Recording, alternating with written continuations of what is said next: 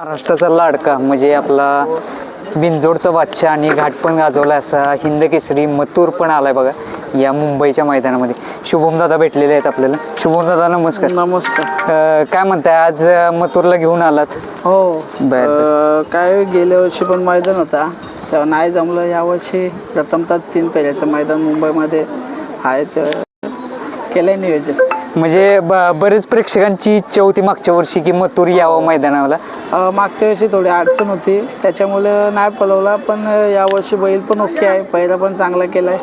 बघूया आता. मी तुमची परवा बाईट पाहिलेली की नियोजन खट चांगलं झालं की मथुर 100% पाळणार आहे आणि चाहत्यांची इच्छा पूर्ण केली म्हणावं लागेल. आज कॉकटेलला पण आणलाय ना? हो, कॉकटेल आणि आपला जॅक्सन आहे भिवंडीचा, तर 19 मध्ये गेला पळायला. बर. आणि आज मथुरचं नियोजन कशा पद्धतीने असणार आहे दादा? आहे आता बघूया.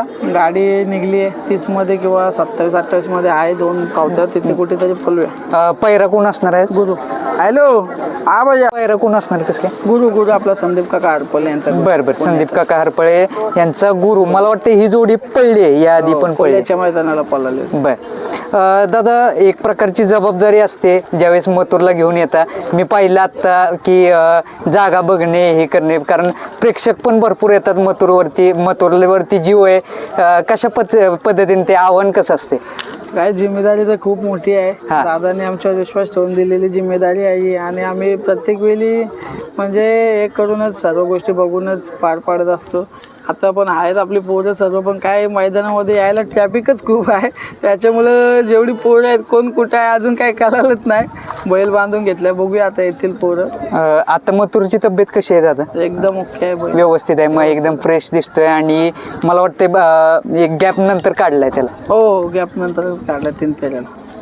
दादा आज काय म्हणजे जोडीकडनं काय अपेक्षा आहे? आज काय गुलाल केलं एवढीच अपेक्षा. एवढीच आहे म्हणजे मैदान आहे, भरपूर दिवस आपण 3 फेरे घाटावरती जाऊन पळतोय. आज मुंबईमध्ये आहे, तिथे गुलाल राहावा हीच आपली अपेक्षा. दादा घाटावरती तुम्ही नेहमी येत असता.